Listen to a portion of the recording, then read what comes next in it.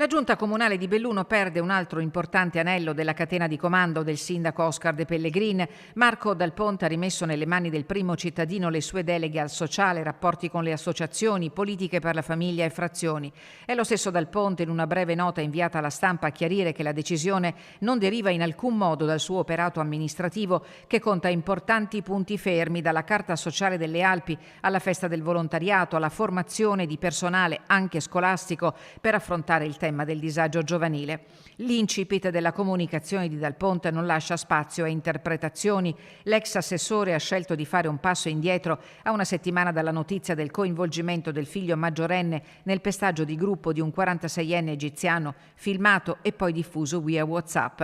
Ritengo di aver svolto il mio operato sempre con impegno, serietà e con autentico spirito di servizio, nel pieno rispetto delle istituzioni, scrive Dal Ponte, che precisa come la sua decisione sia stata dettata esclusivamente dalla volontà di evitare che situazioni estranee all'attività amministrativa possano essere oggetto di strumentalizzazioni o arrecare imbarazzo e difficoltà al lavoro di questa amministrazione che, dice, rispetto profondamente e di cui mi sono sentito pienamente parte per 4 anni. Ritengo, conclude l'ex assessore al sociale, che il sereno coinvolgimento dell'attività amministrativa e il rispetto che nutro per il sindaco, la giunta e i consiglieri comunali di maggioranza e di opposizione debbano venire prima di ogni altra considerazione. Interpellato, il sindaco ha fatto sapere attraverso la sua portavoce che al momento non intende commentare la decisione di Dal Ponte, tanto più che non è nemmeno detto che non ci sia spazio per un rinnovo della fiducia. Afferma di comprendere la decisione assunta per evitare commenti in ambito politico,